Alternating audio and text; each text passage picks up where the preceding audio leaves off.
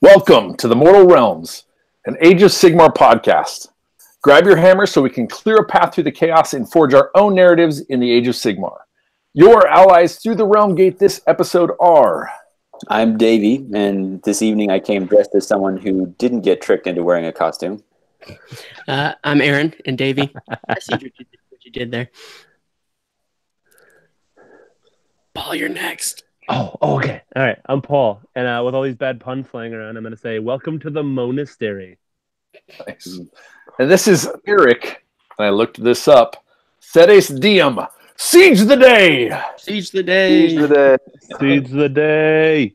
In this episode, we are taking a look back at our recent narrative event, All Hallows Siege, from the birth of a saga, delving into the labyrinth, and awarding the heroes of the day. I want to welcome Tanya and Brendan to the Mortal Realms. How are you guys doing? Good. How are you? I'm doing great. It's a nice night for recording. And yeah, it's cold outside, so it's perfect to be indoors. it is great. It's a marvelous night for a podcast. Oh, nice. What's have you seen that commercial for the Xbox One where the guy's singing it's a wonderful day to play inside and it's a blizzard out? I have not. Okay. Well, probably because I watch a lot of TV. All right. So let's introduce Brendan Melnick and Tanya. Can you pronounce your last name for me, Tanya? It's Scheibe. Scheibe, nice. So yeah, thank you guys for coming. You guys were a part of the All Hallows Siege in different ways. Why don't you guys share a little bit about kind of your hobby, what you do in the hobby, where you play, and maybe a little bit about what your involvement or role in All Hallows Siege was. Why don't you get started, Brendan? So I'm Brendan Melnick. I'm the co-host on Cubic Shenanigans podcast, where you can normally find me.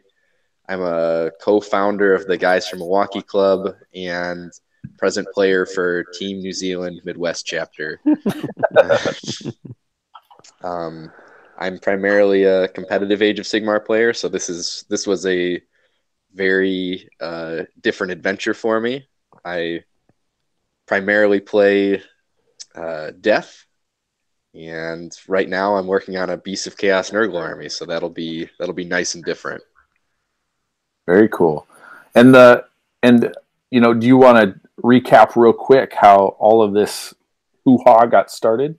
Yeah, so my club, the Guys from Milwaukee, we like to play quote unquote narrative events for the big holidays. So we primarily have a big Christmas and a big Halloween type of event, and they go very poorly. So I reached out to, I'm being honest, they usually go very poorly. So I reached out to Eric to see if his community and my community wanted to join forces to do a non-competitive narrative event, quote unquote, the right way. And you and I happen to both be on the same page of wanting to do a siege event. So that's where all this got started. That was, in like May or something like that. Yeah, it was coming pretty close off of Adepticon, I think.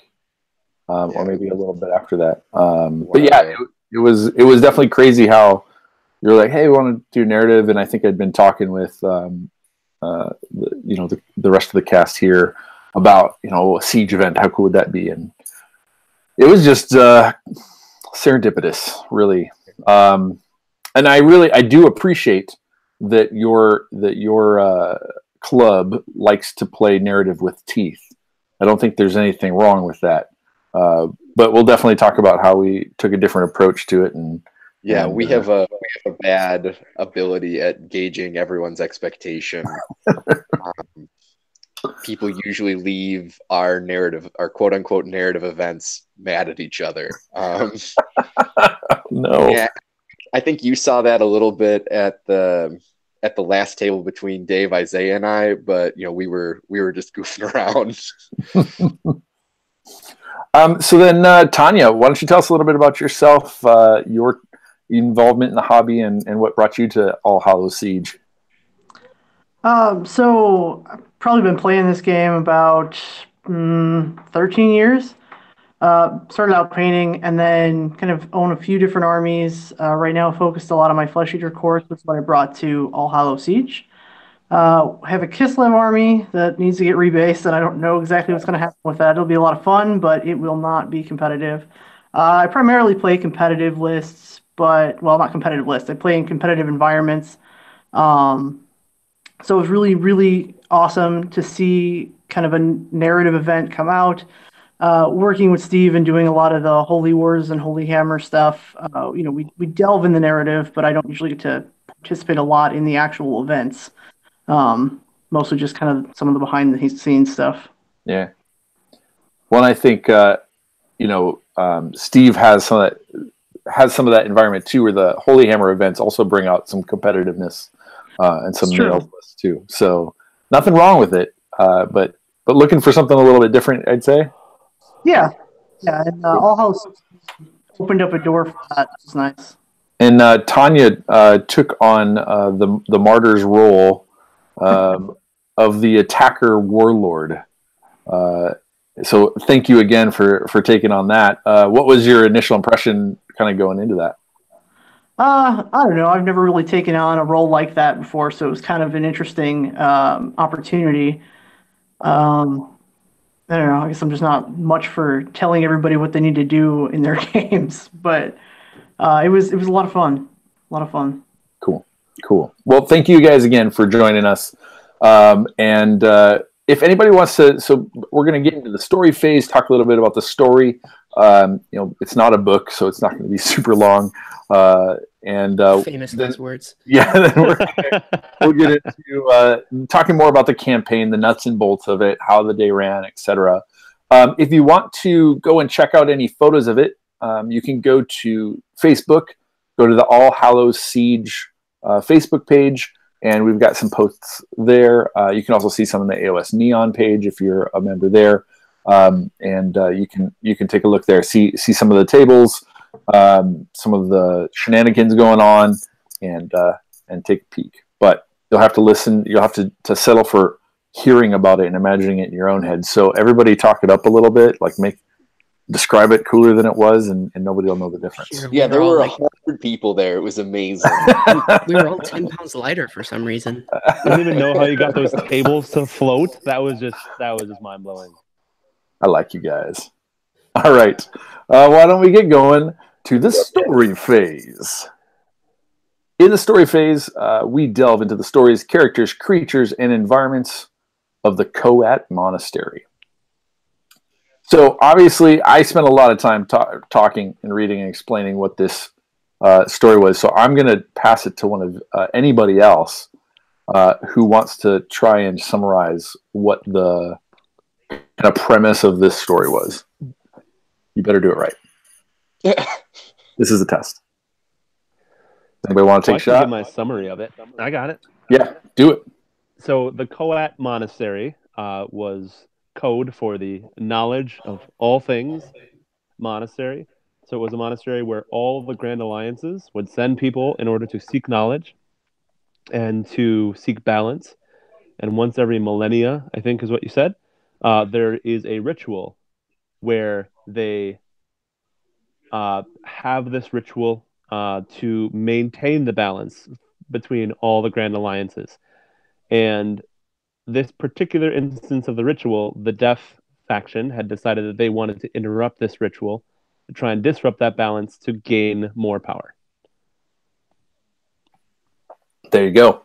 That's it in a nutshell. So I'm in a nutshell.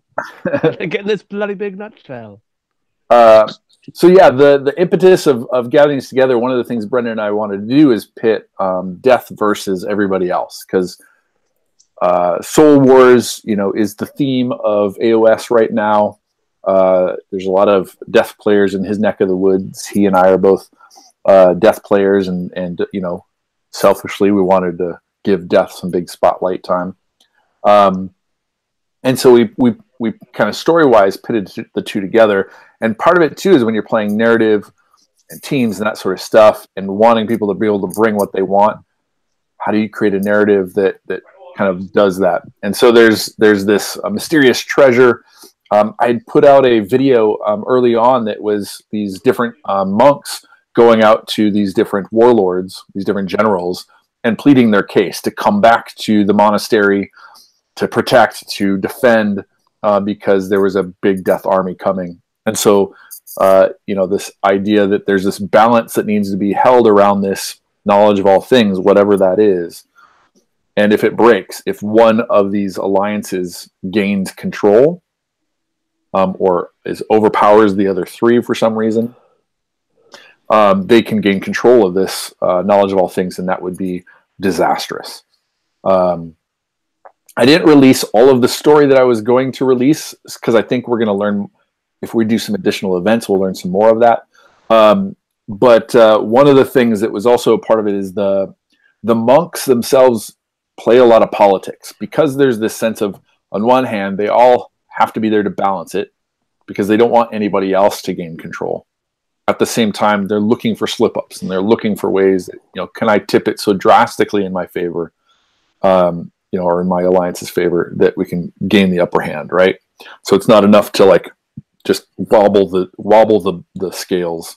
You need to be able to flip them. And so all of these generals, of all the other, the death generals came marching to the walls, and many other generals came to defend the walls, taking up different positions, applying their skills to the different ways of defending and attacking, etc. That's the gist of it. Does anybody else have anything to add? Any more to bring to that? Davey, tell me about the character that you embodied or exhibited that fateful night. There was some discussion that the organizers would each play as one of the monks, and I was going to be the chaos monk. Eric showed us pictures of the mask he was going to wear and all the stuff he was going to do with it. So I was like, all right, well, I'll step on my game. So I came face painted with a cloak and crazy hair. And I was the only one dressed up. So but I was a Slaanesh chaos monk, and was trying to offer tempting lures to people, offering benefit. That'll get you arrested, by the way. I'm sneaky. And honestly, to be honest, I wasn't sure you were dressed up, so that was my defense. No, it looked awesome, and I felt terrible. I'm very glad to hear that. Yeah. Some consolation. We came up with this story to. So part of what was happening during the day was the siege was about the death trying to break into the castle, grab the control of the Coat, and everybody else trying to keep death from getting control of the Coat. But with that infighting with the politics, who knows what was going to happen, and maybe even if death didn't come out in the end, maybe somebody else would have. That's the story phase. Let's jump into the campaign phase, and we're going to get into, like I said, we're going to get into the people, we're going to get into kind of the event, all that kind of stuff, the nuts and bolts. Brendan, we talked a little bit at the beginning about what you kind of your goals when you brought it up. Wanting to be able to, I guess, just bring a different level or different type of narrative, kind of take away some of the competitiveness. Is it primarily because you wanted an event where people didn't leave yelling at each other, or can you tell us more about kind of things that you would hope to happen? So I have big ambitions for the state of Wisconsin, obviously. The governorship? As your future governor. I'd vote for you. 2020. So, but more seriously, what I'd really like is for, we have 3 primary communities in the state of Wisconsin: the Milwaukee group, the Madison group, and the group in the Fox Valley area. And I'd like to have those groups be a little more connected as one of the primary things that we're doing. and I saw this as a really good opportunity to offer something to my group of players, something different that they're not used to, but at the same time connect with a community that we are trying to have a stronger relationship with in the Madison community. Now we've spent some time with Kenny and Sean going to their events at Pegasus, but this was, it's not a tournament. This is a different experience, and in at least my interpretation of the Madison crew is that this was more your guys' style of playing, that it's more storytelling focused and more narrative based, and that's something that our group could definitely use a refresher course on from time to time. No, yeah. It's just something we tell people, mainly just because we're not that good at the game. I used to be good at one point, I swear. Those who can't compete narrative. No, I would say, part of it is, and for me, when you brought it up, I met you first at Adepticon, and Paul. Oh no, he's frozen. Oh, he's gone. And it ruined him. He met you at Adepticon and destroyed him. I broke Eric. I'm still here. Can you hear me? Yep. Now we can. Okay. All right. So when I'd come in and met you, like we had some people from Madison came down to Adepticon, of course, but not together and not like disparate across different systems. There's a lot of 40K players in Madison. 40K is a bigger kind of scene here. And so there was, people and I came and met you, and I learned that just at the team event, you had like 8 teams.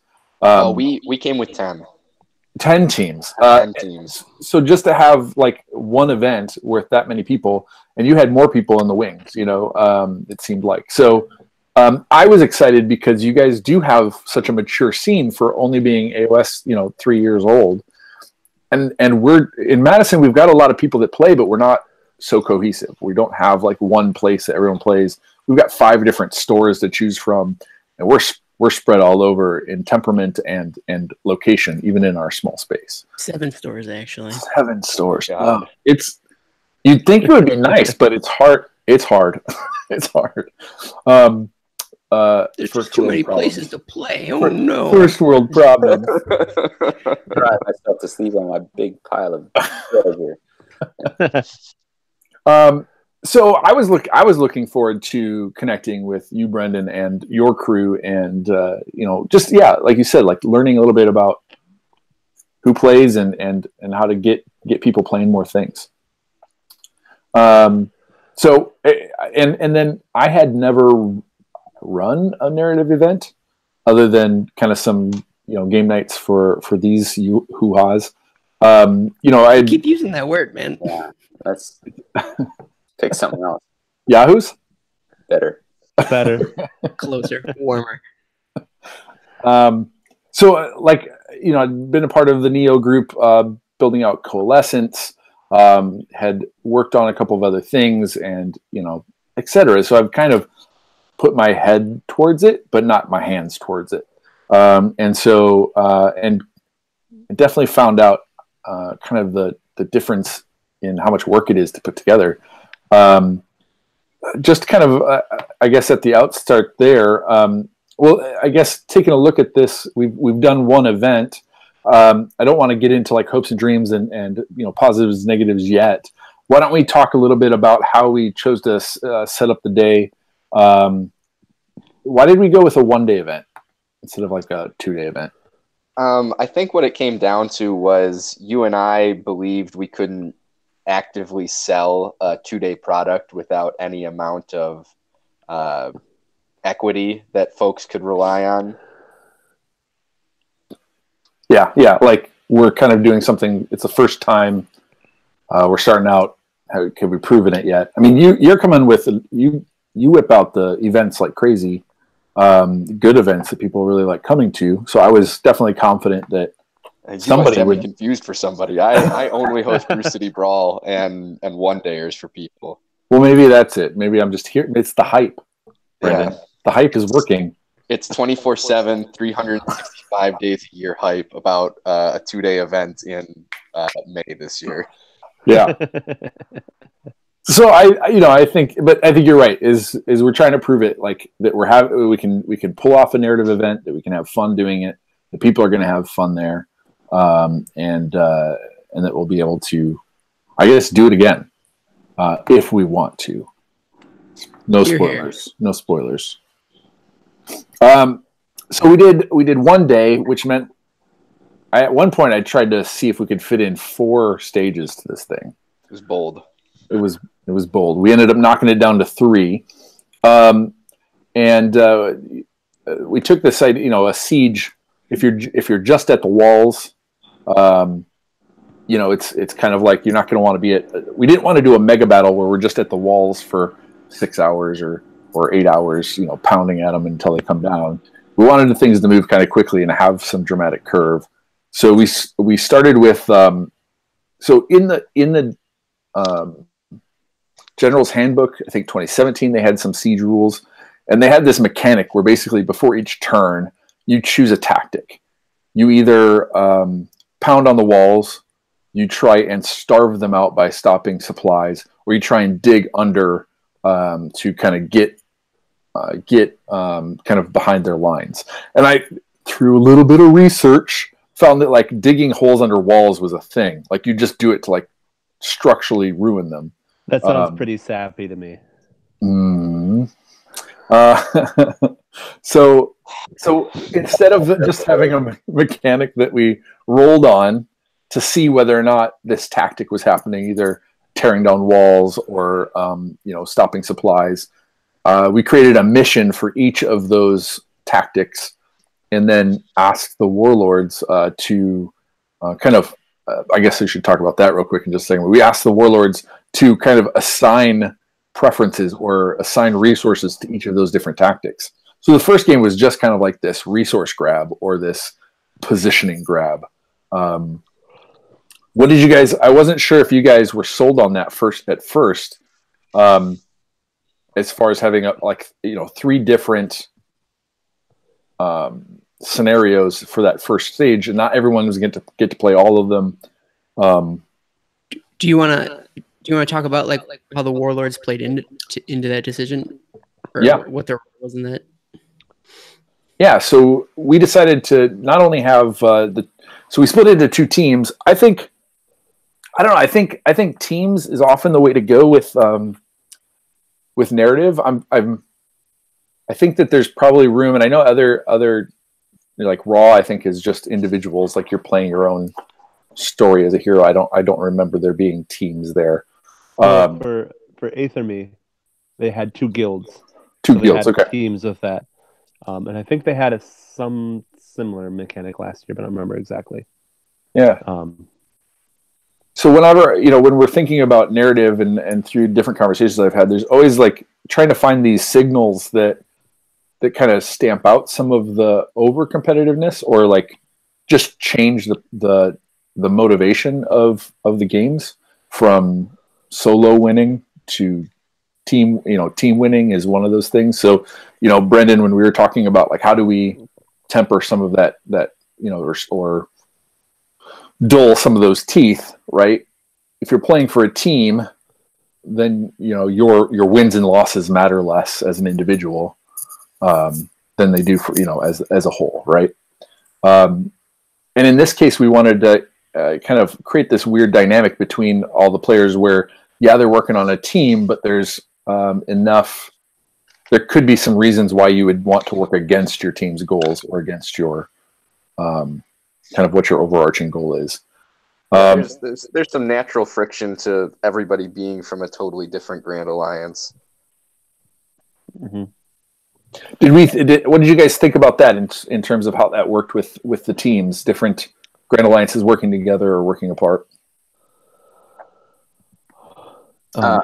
It worked okay. I think it's it can feel narratively hard to sell. It's going to be the challenge in any kind of bring and play sort of thing where, you know, I know down in Austin when I was there, the 40K guys would do this like big thing for like the Bad Dab War or whatever, and they'd plan it for months and months, and you know, in advance everyone would know they're taking this, and so they had their narrative working all the way from before. Here we're looking for people to just kind of bring, you know, make their own internal narrative, but not necessarily having relationships between their armies already established. Now, some people took the initiative and did some of that either a little before or on the day of, which was cool.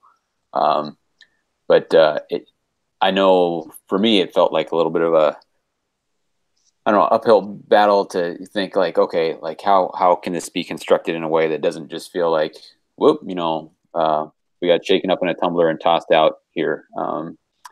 And if one side had been purely death, that might have, although, you know, we ended up with not enough death players to field the one side. So actually both sides ended up being a grab bag of alliances. So I think it worked well. I think it's, but it's definitely something you have to go in with an idea of how you're going to manage, I would say. You know. And that's the whole reason Davy doesn't play Realm Wars with us. Well, I think, you know, it's a matter of stakes, right? I mean, what would make you pair up with your mortal enemy? And so the question with the narrative, like, to do a podcast, and so that's the question. One of the kind of tests of the narrative is like, you know, did we create enough of a narrative to sell that, right? That chaos and order would fight next to each other, while, you know, kicking each other in the shins, etc. Well, I think there's an interesting point here, is that when you're playing a narrative event, you're not looking at the Grand Alliances and saying there are these strong dividing lines, right? There are these walls. It's not kind of that event, right? You're not supposed to look at your own army and say, this is my army that takes objective. This is my unit that takes objectives. This is my unit that kills other things, right? You're supposed to look at your army in a different way.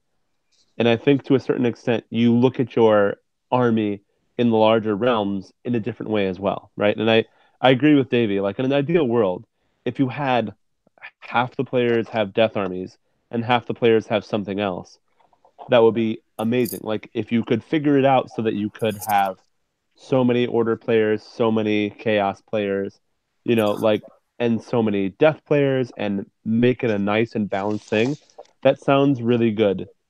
But from my opinion, it usually works out that if you look at history, the narrative doesn't usually work out that way, right? This is the plan of what's going in, but then this army doesn't show up, or this army decides to show up instead that nobody anticipated, right? Like, to me, that immediately starts building the narrative to begin with before the event even starts, because you're figuring out why these armies would battle together.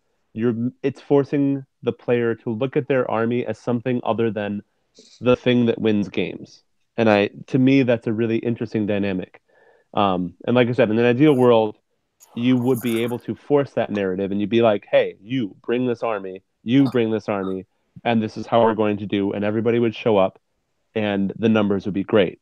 But when we're playing with players from a local league, right, like, it doesn't necessarily work out that way. So for me, it didn't bother me as much. Obviously, it would have been amazing to have half the players bring death armies and see this whole swarm of death across the board. But I think that's also one of the compromises you have by doing a smaller event.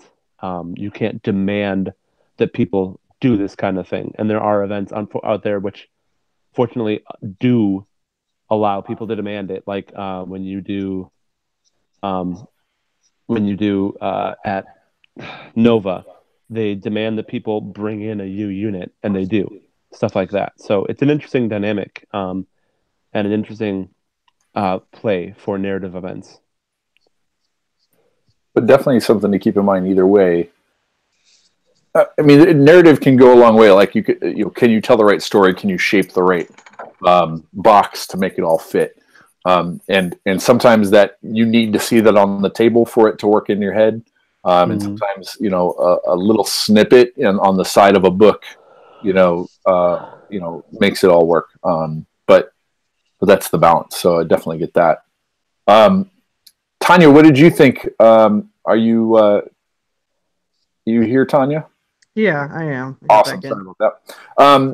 What did you think about the kind of the three different scenarios from the warlord perspective, having to choose? Do I go well? First, I guess of the having a not full death kind of team being able to attack the walls, and then kind of having to choose between three different kind of tactics in deploying your resources. It's pretty interesting. You know, you would think that having all death would be perfect for that, but I felt like the Skaven edition and then the mixed beasts, mixed alliance list we had was a pretty interesting storyline too. So it kind of made a much more well woven, I don't know, kind of attack story than I think maybe was true of our defending counterparts. It's shade being thrown. No, I don't mean like that. But are you saying your narrative was better than their narrative? I'm thinking maybe it was. Yeah. Not to offend anybody on the Grand Alliance mixed team over there. Yeah. Chips to the middle of the table. All offense. No. I mean, you guys are used to making everybody mad at the end of narrative. See, Right? Yeah, this is raise that bet, Brendan. Brendan, this here is why I think we've discovered why the Milwaukee crew is ending in fights like this. You're instigating it. That's not unreasonable. So tell us more, Tanya. So some of the lists didn't really give a lot of opportunities for certain types of like kind of positive things to help with some of the different scenarios. So like I think Christian had a hard time coming up with anything for skirmish. I don't think anybody had quite planned for skirmish outside of myself. And then we didn't have much in the way of artillery and things that could have been beneficial in certain locations over other armies being beneficial in those locations. So we kind of had to switch it up a little bit here and there and just kind of play off of what strengths we did have. I had a good crew of wall smashers. Did a really great job with that. And then I was just trying to fly around in the skies, and well, I saw how that ended. Yeah. So you had a good spread. You put quite a few resources against that wall smashing in the first round with Christian and his mixed beast, and Brendan smashing against walls with his death. And then round 2, everybody was up against walls. Kind of everybody met there to kind of take a push to try and get past and get into the keep. And during that second game, we had everybody against the wall except for you, Tanya. You and who was the Mark Redcheck. Yeah, with his 3 bloodthirsters. How many? 4. 4 bloodthirsters. Oh man. Technically 3 bloodthirsters and 1 greater bloodthirster from 4. Right. Yeah. And so that was the second phase. Everybody against the wall. Brendan, how did you like the actual smashing walls? You did a lot of wall smashing. Oh, I did so much wall. How did that work in a siege where wall smashing is kind of the signature? How did that work for you? So what Christian and I found in the first game is that the mechanic we had in the pack for needing to roll a 5 up to blow up the wall segments was a lot more successful than we probably intended in the pack writing. And that it was nigh impossible for any units to rip down the wall. So I pulled Eric aside between game 1 and 2, and we made a quick change to make it more narrative in that you probably want the walls actually getting ripped down by units as opposed to them magically falling down to the walls of Jericho and the ark being walked around the monastery and then just melting. No, it was fun. I squared off against the Deepkin player for 3 straight games, and I think Didn't realize that. That's funny. Oh, no. I think he's sick of me. So Well, and for me, it was an interesting narrative thing because I was playing All Night Hunt, so narratively, I could care less about the walls. It's true. You saw Although I right think- through their tactics, didn't you? I'm sorry, I was coughing. What did you say? I said you saw right through their tactics. Oh, I definitely did, and I saw right through the walls too, and I didn't care. Yeah. So it presented a really interesting issue for me because one of them was the first objective or the first scenario was to batter down the walls. I didn't care because I could float through them. The second one was to tunnel under them. I didn't care because it was faster to go through them. And the third tunnel was to attack the supply caravan. And I was like, okay, well, I'm part of Lady Olinder's force, so yeah, that will cause misery. So let's do that one instead. And so it was an interesting thing because I was playing pure death with the death force, and I literally there was no narrative reason for me to attack the monastery itself, based on the scenarios that we had. So Now you struck an interesting deal with your opponent. Second, what do you say? Interesting. kind of made a truce, did you not? Well, I just wanted to get into the monastery. Yeah. And my opponent didn't want to fight, and he was going to kill me. So I said, okay, you let me into the monastery, and I'll let you go past. And it worked out fine. I mean, I only lost my general, and that was pretty much it. So Who did it work out fine for, I might ask? Well, this was interesting because this is some of the. I mean, and I knew Paul was going to be able to pull something narrative, and this wasn't my idea. This was Isaac's idea. Well, you were I mean, going Isaiah. Sorry, Isaiah. Yeah, thank you. because one, I mean, all the stories of Night Haunt that we've read, right, is some dude coming to a wall going, "Hey, if you let me in, Yep. I'll promise you something." Blah blah blah blah blah. So, I mean, there's something very themely about being a Night Haunt and just being able to con your way into the wall. Spoken like a true narrative expert. Yes. And two, Isaiah had a ton of army left the biggest army left in stage 3, because nobody knocked him down a peg. Yeah. Well, what you don't know is that we did play the first round. Yeah. And I had the chance to take out his bloodthirster, and I didn't do it by 1 wound. And nothing, like he had taken out the things that could actually do the damage to his army. And then he offered me the truce. And I was like, well, since you're going to obliterate everything else in my army, and either it's to be obliterated or to make my objective, well, yes, I'm going to take this truce because then I will make my objective. There you go. So I could have lost everything and gained nothing in return, but that would have been a bit of a Pyrrhic victory. So narratively, I just decided, let him go. It's fine. I like it. It was fine. It was all fine. No, I like it because one, I mean, yeah, like you said, you didn't care about the walls. Mm-hmm. You also weren't there to like maim and kill and try and win against bloodthirsters. No, I just wanted to interrupt the ritual. There you go.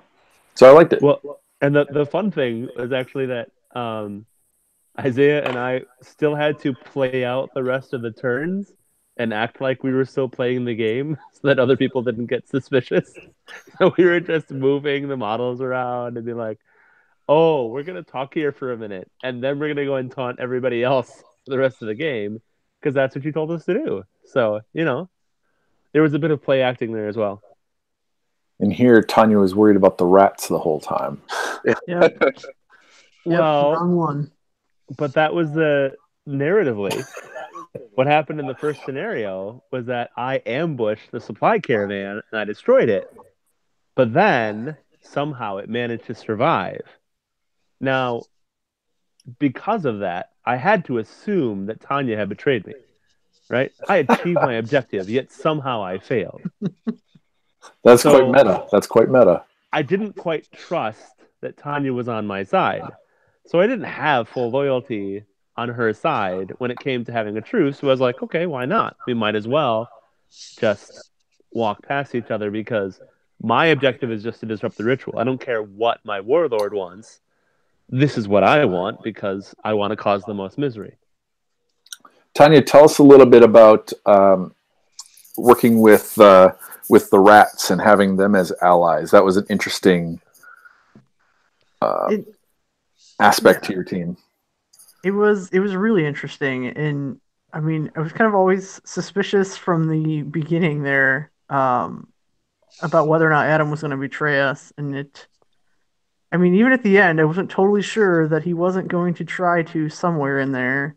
Tronzo. But he actually stayed pretty loyal to everything that we were trying to work for. So it was actually, as far as you know. Yes, that's true. That's true. Up until now, I didn't know that Paul was scheming against me. So No. I wasn't scheming against you. I just wasn't scheming with you. It's a difference. I will say he may have played us rather than you.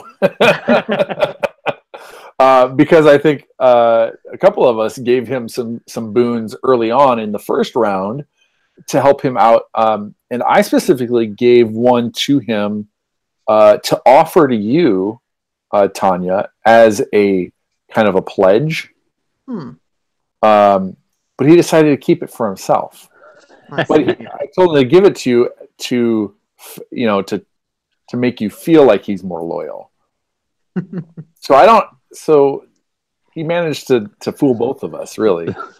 Those rats got their cake and they ate it. But so that was a fun part for that. Davy, Brendan, did you guys pick out any things in those first couple rounds? Any players or any opportunities to kind of step in as a monk and play favorites? Well, early on, because we not only did we have these crazy narrative things, but we also were asymmetrical as far as the board. So Paul was on a 2v1 board, and so I was making some plays to try and balance some of those out. And walk by, looked like, just by the nature of skirmish has got its own skewed things. Tanya was kind of stacked against it, and so I tried to think of like, what would be cool thematic about ghouls in the tunnels? What they'd be pouring in from everywhere, and that's something that they get in the main rules, but they don't really get to see it in skirmish because of the way the units work and such.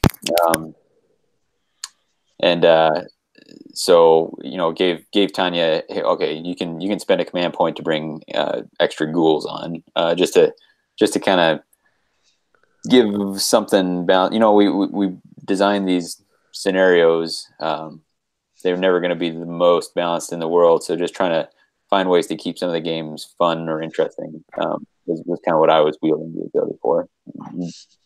Take any actions, Brendan? I mean, I was a player, so I didn't get the chance to hand out boons and benefits. I was trying to help make the event less asymmetrical. What do you mean you didn't get the chance to? That was the perfect chance. You could have given yourself boons. How did this not happen?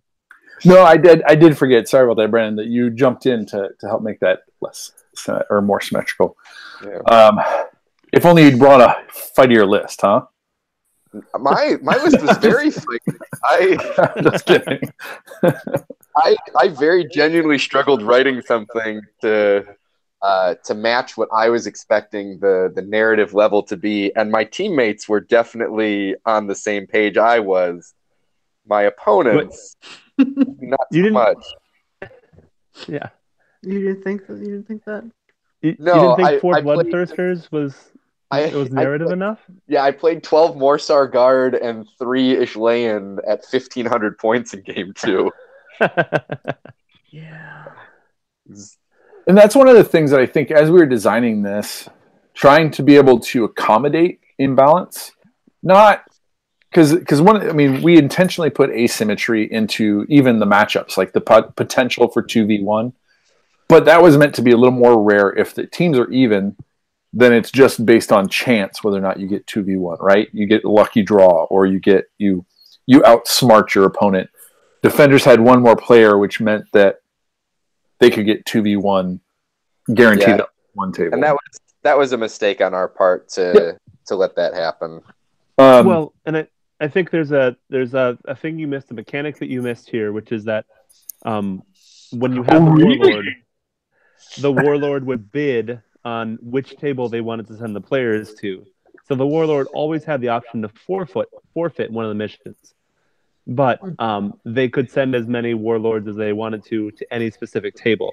So there was this pre-game matchup, this pre-game posing, as it were, where you were deciding which one was going to happen, which is why I was like, well, I don't want to do the walls, I don't want to do the sapping because that doesn't fit my narrative, so send me to do this mission. So I ended up doing that one because I asked for it. But that was also part of the day, was that you were assigned by your warlord to go to these tables, and then you had the chance to say yes or no. And that was also part of the narrative. So you're right, there was a chance for it to be imbalanced. But this comes up to an interesting point for me. When I'm playing a narrative game, imbalance does not break the game because the narrative is about the story. Mm-hmm. And so when I was playing against 2 armies versus my 1 army, that doesn't make a bad game because it's not about winning or losing. It's about the narrative itself, which actually made it more interesting for me in game 2 when I decided that obviously my warlord had betrayed me because I went up against 2 armies, and even though I won, I ended up losing, right? Like, that makes it interesting, and that's what makes a narrative event different. It doesn't matter how competitive the list is of the person you're playing against. It doesn't matter how well you play against the player. It matters how you interpret what happened and make that into the part of the story that your army has going forward.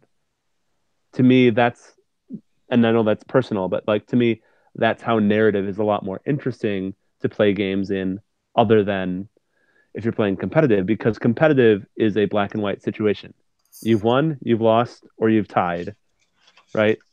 But that's all that matters. But a narrative, you win by playing the game, and the game decides your narrative because it tells the story of what's happened to you. I think one of the things in some of those where another thing that can help with that imbalance that I don't know that we had enough of, because even if you lose, you get, again, in any objective play, you can get beat like on kill points or whatever and still score your objectives and still potentially win the game, even if you've lost the battle, if that were, as it were, or whatever. I think there could have been more, so we try to create a lot of different things to achieve that weren't necessarily dependent. Where winning the game was sometimes the least important part of it. Whether it be getting somebody off the board on the other side to get a spy point, whether it be battering down a wall to get a batter token. There was a lot of things to accomplish if you chose to accomplish those other things. So in that case of the caravan, if that was the one thing to do, and I think there were a couple other things, but I think there could have been more things to achieve than just that main objective in order to mitigate if you've got, or in a couple of scenarios when it was 2 versus 1, the 2 players had to change how they put their objectives on the table to make it different for, harder for them to just sit on them and defend them. And so maybe more things like that could have helped that imbalance, that with the imbalance of players becomes an imbalance of objectives or something to that effect. And it's another mechanic I don't think we've explained yet, is that you had a primary objective in every scenario, but then you also had a list of secondary objectives. And those secondary objectives didn't necessarily help you win the game, but they did allow you to do other things in games going forward. So there was a whole page in the back of the packet where you filled in how many, for example, batter tokens, which Brendan obviously got a ton of, or spy tokens, where you got to go off the other side of the board, so therefore you got a spy token. There were a lot of other interesting things to do besides playing the actual game itself that would affect the way that you deployed and played the games. So that was another interesting mechanic that was in there. And then the other thing is, if you don't mind, Eric, I'd like to talk about game one where we kind of play this. So we played the scenario, and it was me versus two other armies, and I got first turn, and I swarmed through, and I won the objective turn one before the other two armies got a chance to play, right? And so we talked about it, and we're like, well, this doesn't make it fun for the other two players, right? Because it doesn't seem fair. So we changed the objective, right? And in a normal game, if the first player wins turn one, too bad. First player wins turn one, and that's all there is to it. But in the narrative game, who cares if you change the objective, right? So I won the game turn one based on the scenario, but then we changed the scenario. So then I didn't win, but then that just makes a real interesting narrative to go forward, right? Are you talking about how you guys read the scenario incorrectly? And played it incorrectly, yeah. Yeah, is that how you wanted to? Okay, just checking. Well, we read the scenario incorrectly, and then we all agreed to play the scenario incorrectly, and then when the game was won turn one, then we were like, oh, well, we need to talk again because the scenario didn't work the way we thought it was. And we didn't want to start the game over, like it's this whole thing where in a normal tournament game, you'd be like, okay, well, we have to figure this out and we have to start over, right? But in a narrative game, you don't have to start over because it's not about winning or losing. It's about the story that you create playing the game. And so we changed the scenario. Yeah. One of our balancing decisions that we made as GMs early on too was there's gonna be things that we have to call on the spot, and there's gonna be stuff that we have to make a decision on because the pack wasn't clear or we didn't conceive of this thing happening or that thing happening. And when those opportunities to create something new with the player, hey, let's go this way or that way, that GM and player would shout out Siege of the Day, and everybody would know that some decision was made and it helped with things, or we had to do something on the fly, and then everybody was kind of excited to kind of. I think that added a little bit to again another one of those things or signals that reading the rules and playing the rules and beating the other person by the rules wasn't the only thing, wasn't everybody's main goal, right? Yep. So Brendan, again, coming from a very tournament oriented, very first, second, and third place, how did you feel or some of the other players that are from Milwaukee or that you play with? How did that feel? So I think it's important to note that I'm very much a rules traditionalist in the sense that my belief system in regards to rules, and I'm a quality engineer in the real world, so rules are what I do and live in. That if you follow the rules and play by all the rules, you will have fun. So, like what Paul is talking about, that scares you. Exactly. That's a very foreign concept for me, and I think our community has a lot of rules traditionalists in our midst. So I didn't really get the chance to sit down with Isaiah and Mark and ask them their feelings on how all of the what I would normally deem shenanigans went. But I did have the chance to talk to Dave, and he quite enjoyed a lot of the flexibility that was allowed in the midst of the event, the ability to be creative as you went along, and I definitely bought into it more and more as the event went on, which yay, I did it. We're proud of you, Brendan. Yeah, thank you. Because I in the last game I bargained my whole army to summon a purple sun. You did. Like to try and kill Isaiah's bloodthirster. You're like, I ain't winning this. I want to take my toys and go home. Can I turn them into a purple sun? Yeah. Well, and Brendan, playing Mark game 1 and game 3, I can tell you that during game 1, there was definitely talks about this is the way the rules go. And during game 3, there was also talks about this is the way the rules go. And in fact, one of the things that I had asked to happen in game 3, he's like, but that breaks one of the core rules of the game. And I'm like, Yeah, but this is narrative gaming. So there are no core rules of the game. It's how do we best make the story happen? Well, I think you and I would differ on our core ethos on there, because I kind of sit in the middle of what Paul's talking about, what Brennan's talking about. I think where you can illustrate and make a rule clear, you should, because it's and those rules don't have to be. Again, they can be unfair, or it's like mechanics that can be wonky, but it's the rules, right? And if designed well, they're both narrative and easy to follow, right? And you shouldn't have to rely just on making things up. I think, especially in a dice rolling game, like you want to have enough controls. And one of those things that I wanted to do with this warlord and stuff was to create some crunchiness, and by that I mean some heavy rules like crunching, to be strategic or to be like sneaky or tactical or whatever, and to have that be a role. I don't know that I quite achieved that. Brendan, if you'd had a chance to play Warlord, maybe that would have been, I don't know if that would have been better or worse for you, because you've got less control over what all these individuals are doing when you're trying to be strategic. But Tanya, I guess tell us a little bit about your thoughts on, I guess, the kind of some of the open-endedness or the collaborative rules making that were on the fly. Maybe we lost her. Yeah, we might have lost her. I think she's muted, so there's that. Yeah. All right. Sorry about that. All right. Cool.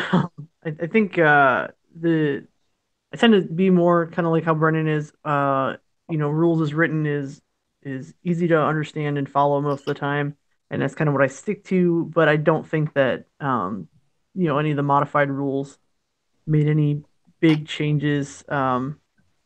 That were highly impactful as far as making the event work and making the games work well. So I thought, and some of them were just plain goofy and fun. So there's nothing wrong with that. So tell us about, one aspect of what we're talking about, kind of where rules can be fun, but not, how do you put it, not be necessarily match play friendly, is your second game playing in the skies and affecting all the other tables. Do you want to tell us a little bit about that side of the siege, or that high part of the siege? That was a pretty interesting one. So I can't remember what we kind of modified in that one, but basically, as models were dying or as units were dying, they were affecting tables below, depending on which quadrant of the board that we were dying in. So unfortunately for Adam, I kept dropping a lot of my dead models on top of him, and by that I mean Mark was, but unfortunately wasn't helping anybody else that much. But it was a really interesting mechanic, and it kind of breaks a lot of the rules of just general gameplay, because you're affecting another table immediately in most cases, I think is how the ruling on that was, and that's how we kind of played it, which meant that it could be the middle of the death turn, and it could be in the middle of his turn, he's in the middle of movement, and it's like, all right, we're going to drop this on you, and you just kind of have to deal with it there and see what happens. So that was pretty interesting. But I mean, in a competitive environment, that wouldn't, that just wouldn't kind of fit in well. So it's just a really nice change of pace. Nice. Yeah, another kind of trying to emulate or look at those other things, being able to move across tables or affect other people's games is definitely one of those things that that you're in. You might be narrative if you can throw a model on somebody else's table and get away with it. So I'm glad you enjoyed that one. And so we had a number of really cool stories from that second stage, the siege stage, and then that took us into the final stage, and that was into the inner keep, into the ritual. We had 4 tables set up, each with its own pillar, one for each of the Grand Alliances. And rather than having a bunch of monks, praying on this ritual, We just had these towers that needed to stand representing the balance. And so then each of the teams the warlords got to deploy their forces on these different tables, and in the hopes of either, in the case of Tanya's group, toppling everything but the death statue, and in the case of the defending group, that try and keep as many of them standing as possible, more than one, right? Or at least that was the warlord's goal. Brendan, can you tell me the defending warlord's name again? Dave. Dave. Thank you, Dave, for being the other warlord. That was fantastic, and he had fantastic attitude. And so Dave's goal was to keep more than one, and then if anything, if Tanya was able to topple everything but the death statue, then she would have won for her. That was her objective for the whole game, for the whole event. His was to keep more than one up, but it was in such a way that, I mean, going into the third round, I had no clue what was going to happen, because it seemed like there were some forces moving to perhaps maybe. Oh, well, I'll let you guys maybe tell me, what were you guys thinking was going to happen going into the third round, where you had 4 tables, 4 towers, you're putting people out there, you didn't know exactly where where loyalties lied at this point. It's go time. What were some of the predictions you guys had going into the third round? I was counting on Isaiah to betray everybody. Ooh. He pretty much did. Yep, Yeah. he pretty much did. It was great. Pretty much did. He kind of ruined that one right Right away. word go. He even told me, he's like, all right, here's my plan. I'm like, okay, well, there goes our plan. Well, luckily we had an apocalypse plan. Like, we had our backup plan was just anarchy. Yeah, So- true. So I'll take a moment here to explain why Isaiah acted the way he did. So Isaiah had. Well, before you do that, I want to see if there's any other ones, because the other thing to mention too is that if the tower on the table you were on toppled, you got to move immediately to one of the other tables. So that was where some of the chaos happened, that you could then decide to go to a different table to either help or harm that tower. So Brendan, did you have any predictions about like who was going to stay loyal? Was there anybody on your team that you thought was going to be disruptive? So I had some inside information on this one because I was part of the TO and planning committee. I thought for sure in game 3, Trunzo was just going to screw everybody. Because to a certain extent, that is what he had shared with you and I, Eric, and I had to do my best throughout the day to separate what Brendan knew versus what what I as an event player knew, including also, things in the pack and all that type of stuff. Yeah. Also, well done. Yeah, thank you. I apparently can fake being an idiot. Tanya, did you also think, Tanya, that Trunzo was going to ruin everything and take out everything, or kind of help destroy the Death Tower? Did you have any, as the warlord, putting him on some other tables? Did that factor into your strategy on where you put him? Well, I made sure not to put him on the death table. Yeah. Just because I still had doubts. I didn't necessarily think he was going to completely screw us over, but at that point, because he'd done pretty well before that, I guess it sounds like he was still kind of plotting before that. But once you get to that last round, if Death Tower falls, then we are not successful. So I didn't really want to take that chance. I think I put him on. Did I put him on the Chaos table? I think I did. You put him on the Beast table. The Destruction table. Destruction. Yep. Sorry. Okay. So, yeah. So you definitely had some trust issues with the rats still. I did. Especially after because you were worried about him stabbing you back, but then all of your death stuff fell on his artillery in the second round, and you thought maybe that exacerbated his loyalty or his disloyalties. I mean, and narratively, I mean, he was scheming. There was things in his story that he was interested in, and I'll be honest, the GMs tried to feed that fire a little bit. We were prepared to allow the maximum amount of nonsense. How about on the defending team? Well, before, was there anybody other than Isaiah that there was a concern about? I don't think so. The destruction player was pretty much well. So what's important here is whatever you lost in game 2 was gone and was not available to you in game 3 unless you got tabled, and then you got 500 points worth of stuff so that you could in fact play. So the Deepkin player was manhandled in game 2 by some sort of nefarious tournament player of sorts. You were offended by those Deepkin, weren't you? Oh, I understand that is basically the entirety of his collection, and so I was a little less annoyed about facing down something so tooled up as that. Yeah, because it's what you own. Like I will get over it, but maybe a little bit of kindness left my heart in that game, and so I left him with a single model, and the TOs ruled that yeah, I know that he gets more than a single model in game 3. But in any case, you're saying karma. you punished him. It was karma. Yeah, I deep down very much appreciate Nagash's mindset and methodology to those types of things. So in any case, leave a survivor to tell the rest. Exactly.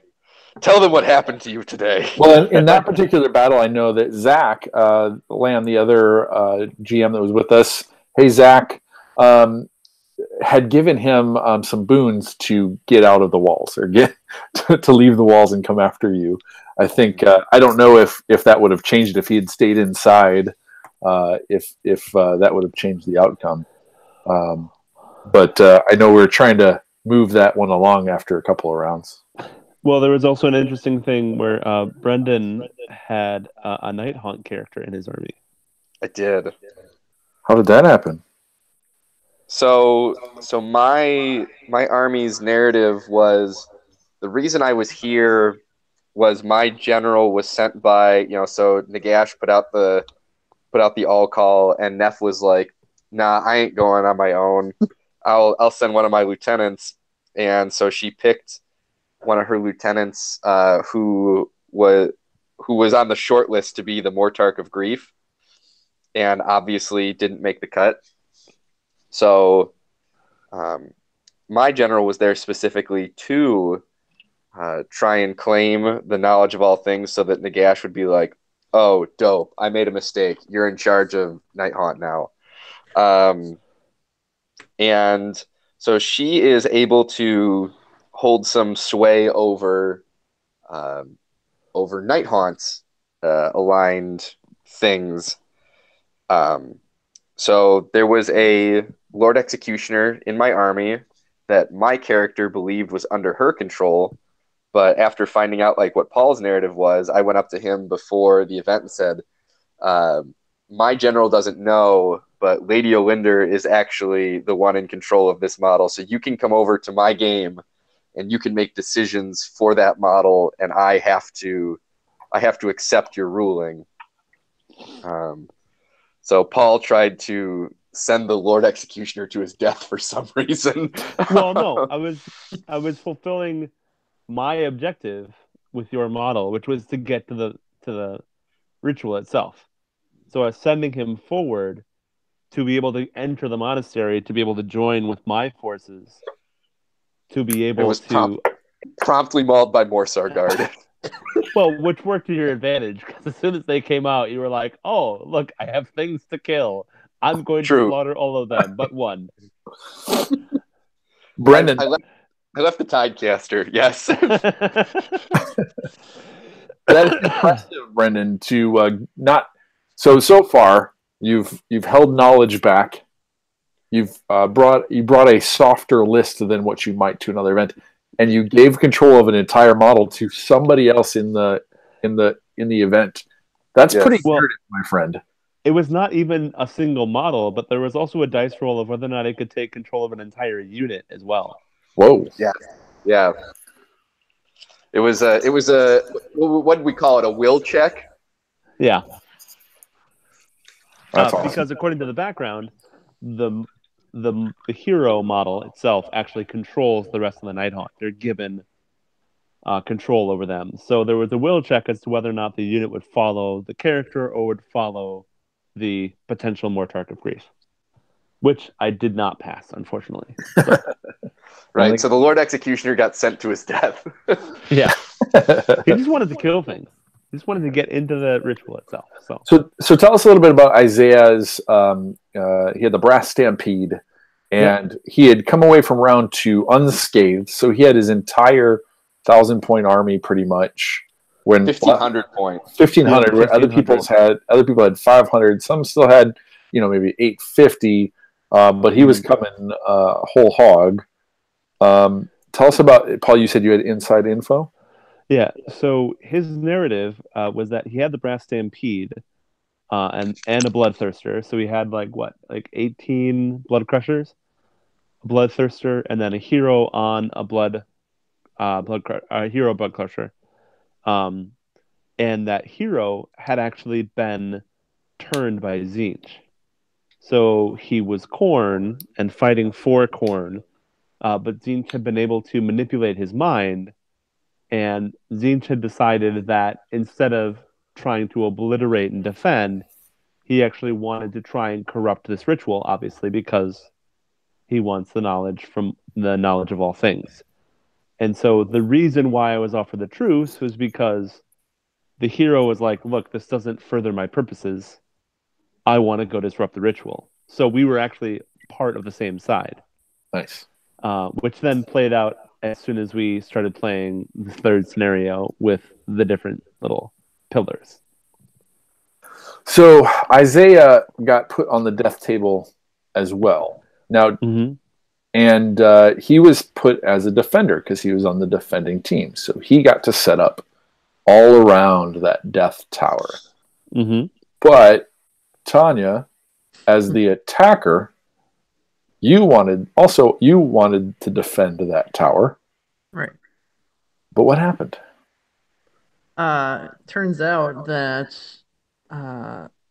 Isaiah just wanted to destroy that tower and keep chaos alive, kind of. So the death tower went down pretty quickly. Do you wish you had some rats with you about that? Hard to say. I don't know that they wouldn't have done the exact same thing. So, I don't know. Yeah, that was a tough one because that was your main objective. Obviously, being on you were kind of on the back foot, not having that 7th player to be able to spread around because you needed to, had the harder goal of trying to take down all the other ones and have that one standing. And then to be solo on the table with the player with the most points, or not points, I mean most bodies and the largest army, the strongest force. That one went down quickly, and you both immediately teleported elsewhere. And you went over to the chaos table because the order table also fell, right? Shortly after, yes. yeah. Who knocked over the order one? Paul and I. Yes. All right. So you guys, and so you're in the attacking force. You got to knock down some pillars. You guys did your job. Well done. Did that feel good to accomplish a narrative goal or a part of the narrative goal? Oh, absolutely. Yeah. And then so Tanya, you went over to the chaos table then to try and help Christian over there, who was a little he was on his own, right? Right, and I think he was getting kind of the rough end of the Bloodthirster deal. Yeah, because there were still 3 Bloodthirsters on that table, I think. So the chaos tower was very well defended by chaos. You had the Bloodthirsters, and you had Kenny's Beast Army, and he was was doing well over there. His what was his character's name? He was just holding stuff up. Guy who holds the wall. Oh shoot! I don't remember. I'll look it up in a minute. But so we had, and then Brendan, where did you go after that? I went to the destruction table, and so what I spoke about at the beginning, where we kind of, in our group, maybe get after each other a little bit in our narrative events. They immediately went to zoning out the entire table so that I would be unable to deploy because of the initiative rolls made. Well, which was an interesting ploy, because according to his narrative, he was supposed to go protect the Chaos Pillar, but he went to the Destruction one instead. Yes, So yes, he did. I can't remember if he was gonna go to the Chaos one, and then we said no because there were already 2 players there, or not. Oh, Yeah, I think don't know. that was. Okay. There was definitely trying to find a way to let people play on multiple people on one table, but have enough room. Was definitely not maybe not as well planned, or at least I guess balanced out. We had everybody, a lot of people drop down to 500 points or whatever, so that made it easier. But certainly with his 1500, so that was one of those points where you're kind of making a balanced decision over a narrative decision, maybe. We definitely said, hey, so that it doesn't cause anybody to not have any fun and be able to play at all, why don't you stay on this side of the table to deploy? I suppose equally we could have, had it come, whatever side the death table was on, go to the closest side or something like that. That said, I was sure he was going to come in because the order table was down, the order tower is down, the death tower is down, and he was the biggest force on the destruction table. I was certain he was going to come in and just crush that. So what stopped him? What stopped him from wrecking face on the destruction table? Yeah. A singular goblin. So he was definitely going in to crush the destruction tower in order to leave, because the chaos tower was not going anywhere. We tried, so Kenny Lull, we tried as GMs to give him some incentive to maybe knock that tower down, because it had a lot of wounds off of it, but wasn't quite dead yet, and he had Kersmash sitting there holding it up. That was his name. And so we were like, Kenny, if hey, there's a name in it for you, or something to that effect. But he stayed loyal, and so the chaos tower stood, and so Isaiah went to try and charge the destruction tower and take it down. Is that right? I think so. But I was packing my stuff up because I was already done. I think you're right, and he couldn't get it in because of the placement of a Squid Gaba, because it was just positioned in such a way that he couldn't get the Bloodthirster in order to smash down that tower. Because the Squid Gaba wasn't his enemy, right? Correct. They were on. No, the Squid Gaba was Christians, right? Nope, the Squid Gaba was. No. I'm blanking on his name, which makes me feel bad because he helped with coalescence. But no, it was not. It was another player who was playing an all Squig force. So they were on the same side, so he couldn't place it within a certain distance because it wasn't an enemy, right? Right, or because it was so if your allies were not friendly models. Yes. So everyone was considered they weren't an enemy, but they were not friendly. And so you couldn't. Matt Kilshaning. Sorry. That's his name. Matt. Yes. But so if he didn't charge him, so that may have been an unclear thing. But yeah, he couldn't come within 3 inches in his movement, and so I think he must have failed the charge after that. Yeah.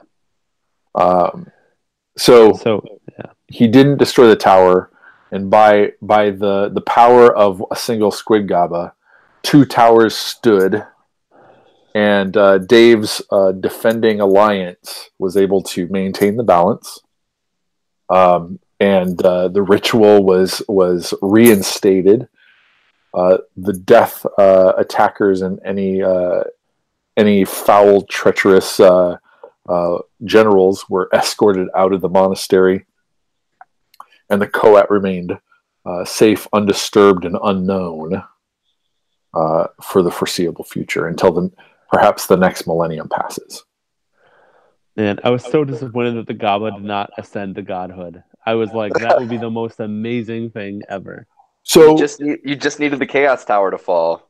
That's all. That's all we needed to happen. And I was begging Kenny to attack the stupid Chaos Tower. I even chose not to attack him.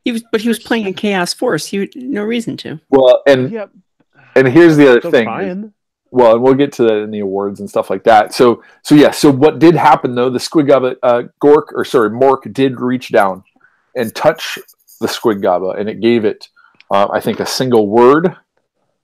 Like the knowledge of a single word, which allowed it to ascend to hero status.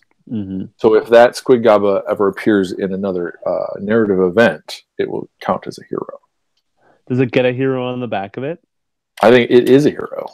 Yeah, it gains the hero keyword. It gains the hero keyword. So it not godhood, but for a Squid Gaba, it's pretty good. For me, most intelligent Squid Gaba. He's a hero in my book, that's for sure. Brendan, find out what the most broken artifact you could put on that Squid Gaba is.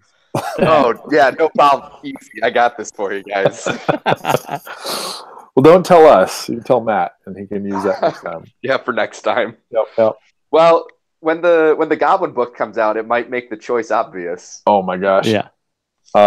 Yeah, I'm sure they'll fix that thing. So, and that's how we ended the event. Defenders were successful, but barely. How did you guys feel that ending was? Did that cap the story? Did it fit what your expectations were? Was it fulfilling in any way?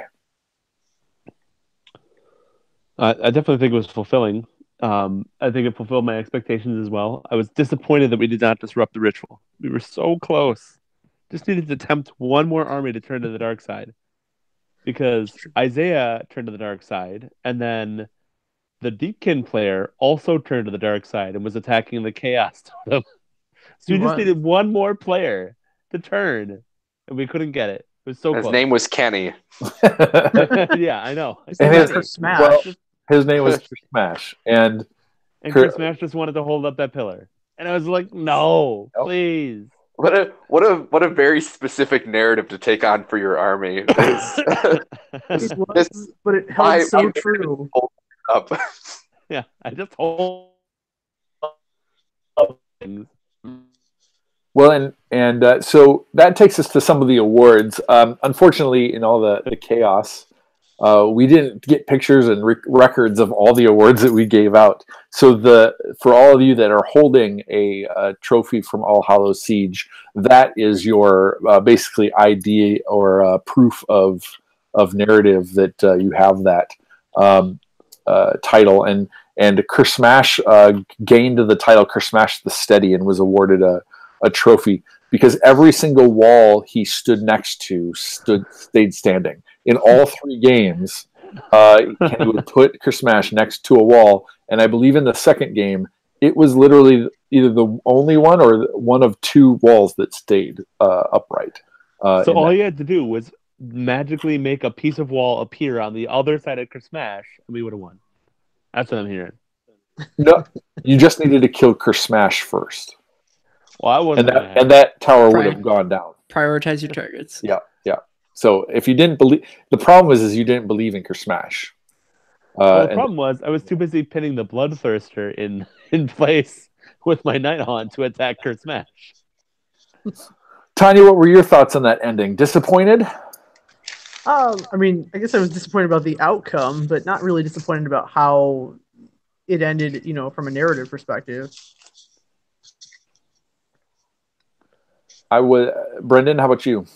I was very glad that we were able to set off the apocalypse program after obviously our plan going awry early changed my expectations of the third round to burn it down, which is maybe a theme in my tournament behavior.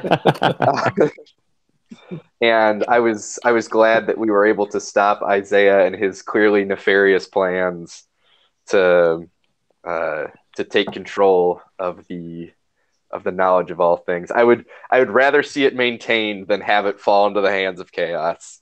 Yeah. But a Gaba god, like how amazing would that have been? Hey, that's so amazing. Maybe that's the tale for another story. Well, and the other thing was that the Chaos Tower, it came down to one wound. Yeah. We couldn't inflict one more wound on it. Otherwise it would have fallen. We tried. We tried so hard.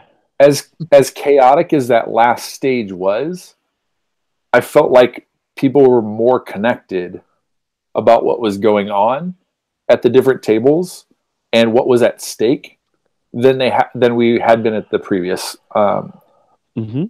two stages. And some of that, I had some high hopes of pre-event prep and conversations and lore releases and stuff like that to help with some of those kind of what are the stakes, what should our strategies be, maybe and getting to Brendan, some of that crunchiness, like knowing ahead of time what should I be planning for, should I get more skirmish in there, should I plan for more artillery, etc., like some of that stuff. But I feel like we got there, and despite a couple of points where there could have been kind of like frustration, everybody kind of gelled around the point of the event, which was to embrace whatever happens, aim for what you want to have happen, put your army towards that, and see if you can change the outcome. Yeah, I think that's fair. So I was mostly impressed with everybody coming together, and within the span of 3 scenarios, 3 days, 3 scenarios, really getting it, like being narrative, and enjoying it, because not everybody there had done that before, so there's no guarantee that everybody was gonna like it, enjoy themselves, and when we got to the awards ceremony, it felt like everybody was in really good spirits. Some of the awards, I heard a quiet. I didn't hear any agreement there. No, I agree with you, 100%. I nodded. Okay. Well, nobody. Non-verbal agreement. Nobody can hear you. I'm eating chips, so I didn't want you to hear that. Are they good chips? Bad chips? Crunch is affirmation. I'd say they're good, but it doesn't make good radio. So, Aaron, you've been quiet this whole time because you were not a player and you weren't a GM, but you were one of the backbones of this thing going off. You're just saying that because you didn't want to paint the awards. Literally, if it wasn't for you, we would have no awards. What was some of your opinions of the day as we're going through all that, seeing the chaos, etc.? Well, chaos is a good way to put it. No, I think it was a great example of a narrative event. I don't know that I've ever seen one. I feel like I get sort of steeped into the quote unquote narrative side of things, but only because of my interest in terms of the background and lore, and less about like the games themselves. So I think it was a good translation of the lore and the background and the narrative that I like, and seeing it sort of transposed onto the table, for sure. A lot of I'm not gonna say backstabbing, because in the end result, like, balance was restored. So how much backstabbing could there possibly have been?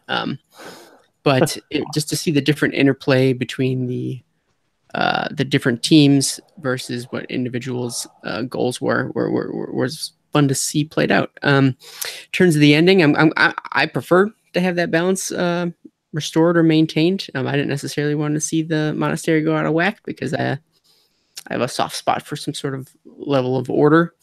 Also a rules follower. Also a rules follower, that's for sure. I gotta have that balance. I gotta have some sort of pattern in place. So no, it was great to be a witness and to be able to be involved in what level I could be. And maybe we're getting ahead of ourselves, but I look forward to what's coming next. Well, and let's end this. I've got a couple more questions, and then I want to end on kind of where do we think this could go next. A couple of the trophies or awards that went out. Kenny had racked up 4 of them. Kenny Lowe got the award for was voted as the best narrative army. He got Kenny Narrative at All Cost, NAAC. Kersmash the Steady. Kenny the Rock, I believe he was that for smashing those? That didn't go for smashing those walls. No, wasn't it wasn't just holding the walls, or? No, that was Kersmash the Steady. I thought there was a different one for. Oh no, he was throwing rocks from the ramparts, wasn't that it? Yeah, that's what it was. Yeah. Sigor. Yeah. He used that. Yep, and then Squashy Deadeye. That was for that. Sigor was the best artillery. I let him use his Sigor as an artillery piece, standing on the top of the wall throwing rocks, and so he killed the most things.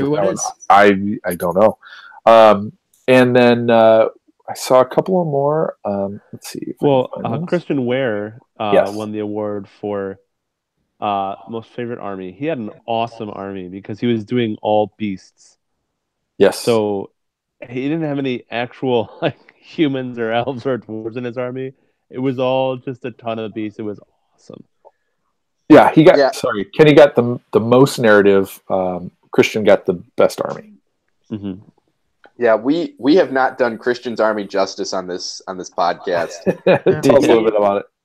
Yeah, he sent me a message on Twitter, slipped into my DMs, and he's like, "Hey, what do you think about this? A riderless dragon, a riderless phoenix, some salamanders. I think he might have had riderless great eagles, and then he had a shaman. All this led by a singular shaman. He's like, "What do you think about this? Like, things pulled across 3 Grand Alliances." Well, I remember reading that desire to bring that many monsters. I was like, "Uh-oh, is he trying to be gamey? Is he trying to?" No, he literally just wanted to be the one to demolish the most walls, and he won that award too.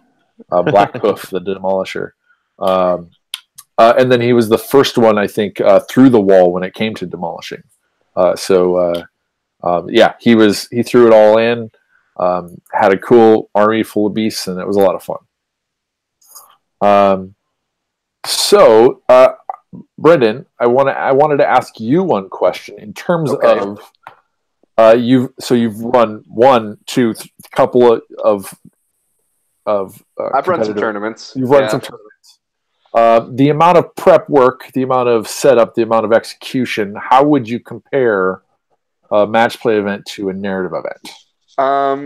So I feel bad in all of this because I don't think I contributed as much as I would have liked to. I got tied up in quite a bit of work leading up in the prior month to this event. So I did too, by the way. Yeah. So we were both a little quiet, and then that last week, I think I wrote a quarter of the pack that last night and a half. Don't tell them. Oh yeah. No, don't tell how the sausage. For what it's worth, I didn't have any work. I didn't contribute, and I don't feel bad at all. So, I think it is quite a bit more work because of what it was that we were trying to do in developing 3 unique phases, and so what it was 5 unique missions across the 3. I guess it's technically 6 because the Sky game was its own thing. Yeah. 6 unique missions, and having to do that dev work is a lot more difficult than me going into my book and saying, "All right, I have to pick 5 games. How are they going to be played? In what order? In what realm? And how do I do it where this is going to be something interesting and engaging for the players, but will not overly negatively impact the play experience of the people in the room in terms of determining a quote unquote true winner of the event. So in that regard, I'd say it was quite a bit more difficult. It's, it was a little bit more of a difficult sell to people to sign up for the event, I think, just because it's difficult. It's a difficult concept to get your arms around for a lot of folks. It's easy for me to turn to somebody and say, yeah, we're having a tournament, one day, 1,000 points, show up this day, it's $5. Easy. Everybody knows what they're getting into. I think it was a lot more difficult to say, so I need you to make a 1,000, a 1,500, a 2,000 point list, a 60-point skirmish. Also, it's narrative, so don't bring like your tough as nails stuff. Like, actually come with some intention to explain why it is you brought what it is that you brought, and be prepared to make some on the fly decisions. And it's $10 and it's in Madison, and no, we've never run anything like this before, so you just got to trust me. And also, you have no idea what the last scenario is, so just be prepared for something. Right. Something you've never played before. Yeah, that's going to happen. Well, I think it's a testament to, one, that Games Workshop has certainly written a core game with some core scenarios and kind of an objective play style that, one, out of the box is easy and fun to run, and everyone has a central expectation of that. And then at the same time, to from my standpoint, be able to take those models and tweak them, sometimes a little bit, sometimes a lot, in order to build these custom things, right? And certainly some of the goals were ambitious, and some of what we were trying to do was, kind of break out of the norms. And I probably wasn't always cognizant of whether or not something was too far for the group we were doing. When we wrote Coalescence, we tried to make it narrative light, like take match play and just add a couple of very light rules to make it more narrative. This, I was like, whatever, just narrative, balls to the wall. So it's, I definitely wasn't sure if people had bought into it, and was happily surprised. So are we going to do more narrative here in the Midwest, guys and gal? I'd like to. I think it went well. You think? Go ahead. I was gonna say, I think it'd be great to see more of it. We just don't do nearly enough of it right now. We're so tournament focused, and although we have a really great group of players, I think they could branch out a little more and have a really good time looking at it from a different angle. So where do you guys think the story should go next? Should we continue on this story? Is there a hook to play off of, or is there something else that you guys would like to explore narratively? Well, I think the knowledge of all things ended up resolving itself on its own. In that balance was maintained, and coming back to it in a millennia, I don't know necessarily does us any good. In terms of it being compelling. Yeah. Some of our heroes may still be in play. Maybe this in some way has bound all of their fates together in some way, shape, or form. But I know this is something that you and I kicked around in the ideation phase of stuff. What about a sea battle, next time? That'd be pretty amazing. Naval Warhammer. I think maybe we'll call it Fear Boats or something like that. I'm already a big fan. Well, I know Nova has. We've seen some big pictures of them doing big boats and stuff. I think we could do better, right? Obviously. Careful with your call-outs. I know those guys. I know Brian and Aaron. They're going to like the challenge. That just because you're going to see next year is going to be like full life-size 1-to-1 scale. Oh Lord. No, that would. I think there's room. Like there's room to explore a lot of different things before. set. We don't need to settle on any one story or even one mode of play, right? Yeah. I think narratively it'd be interesting if that GABA set up its own monastery, destruction based, and had a whole scenario based around that specific situation, as that disrupts the You just want him knowledgeable. to be worshipped so he reaches godhood. Well, it's an interesting thing because we don't have it in the background.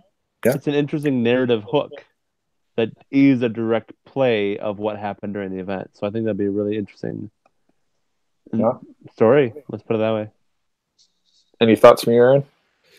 Well, I don't know. Are the monks gonna forget the actions that Isaiah did in tackling those towers? Like, is there a grudge in place?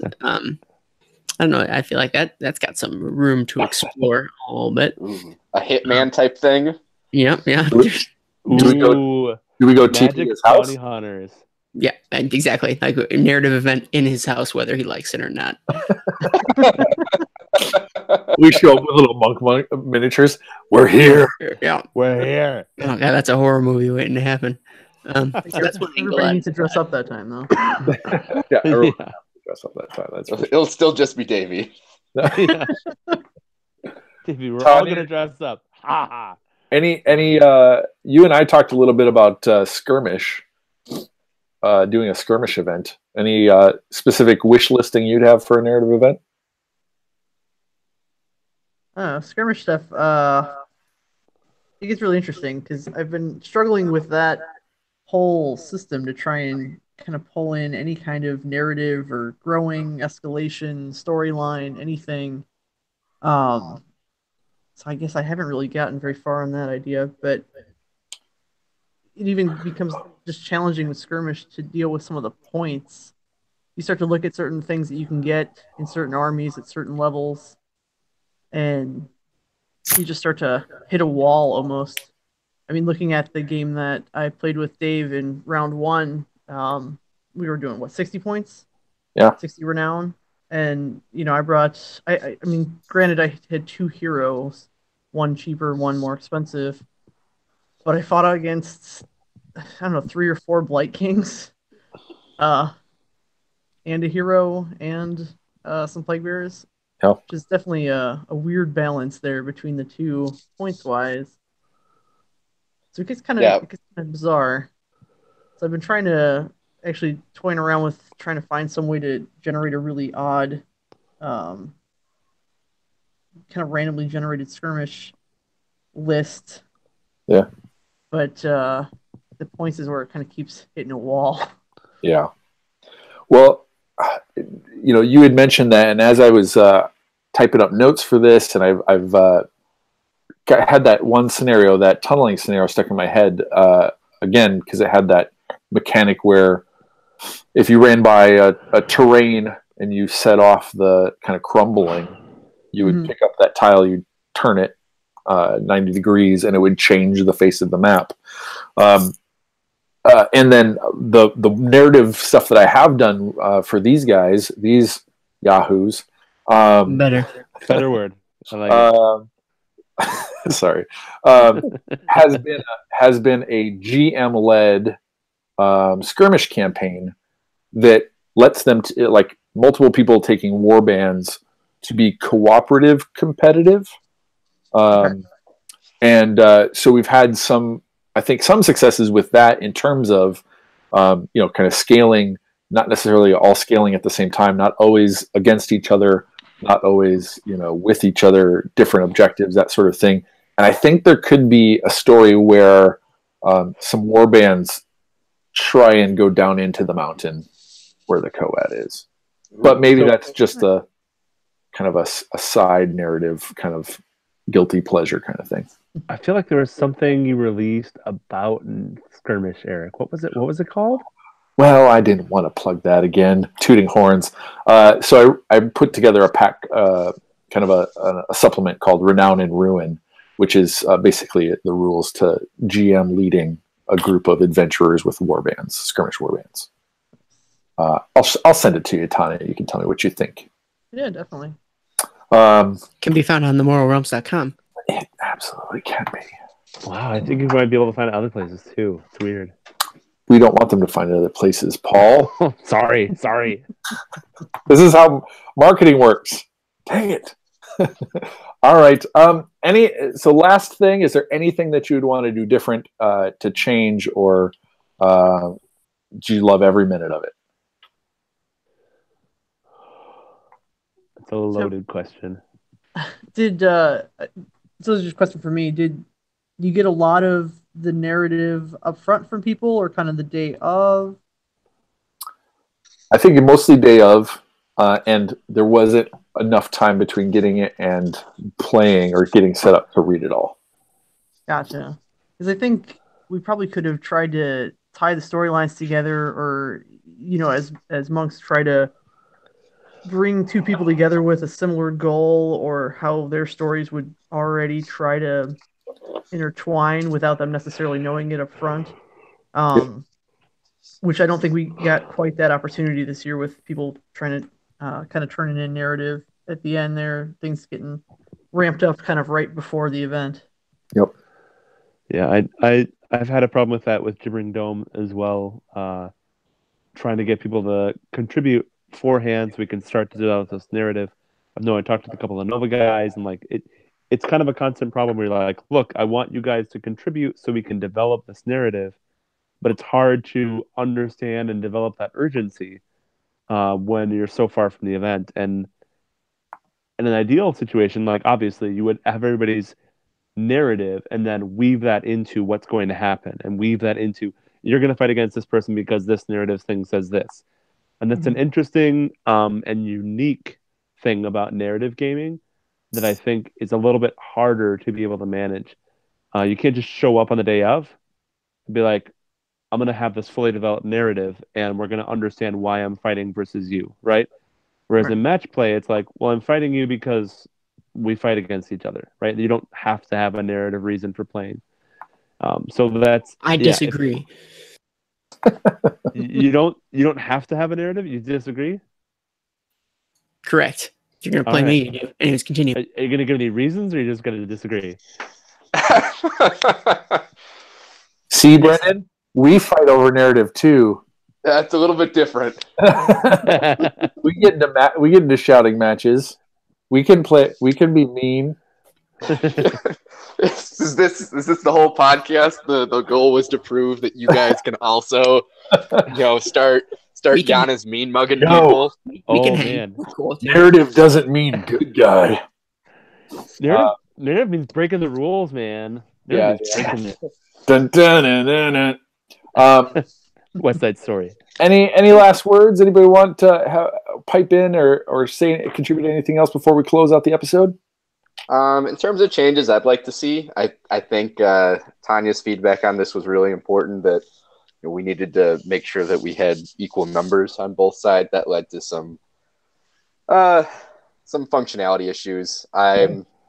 Most of my concerns deal in functionality items, but that's things that you learn from events that you've never run before.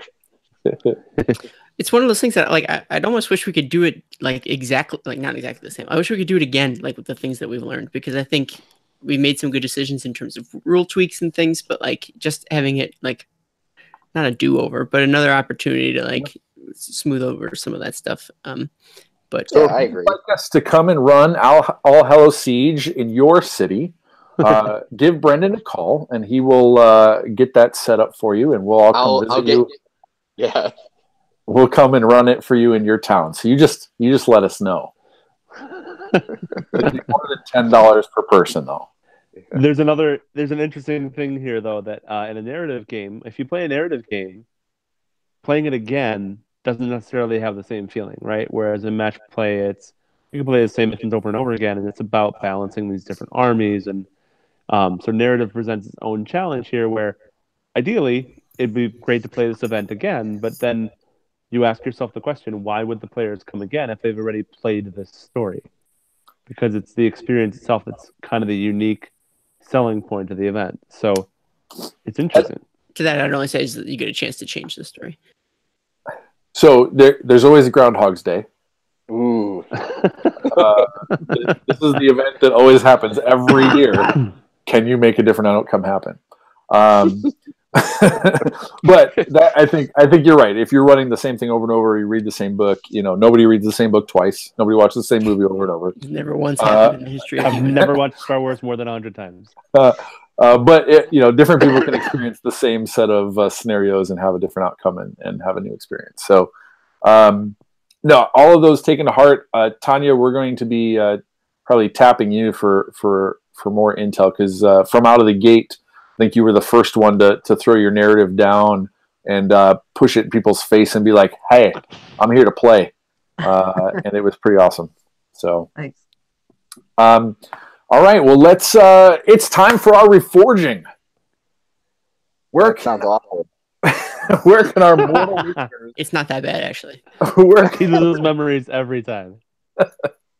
Where can our mortal listeners find you yahoos? Davy had to go, but you can find him at red_Zeke. How about you, Aaron? I'm at Dosesos. Paul? At PJ Shard. Brendan? At hobby_bear or at cubicshenanigans.net. Nice. Tanya, where can we find you? Well, I'm the one that's not on Twitter, so you can find me kind of in some of the Facebook groups I mull around in.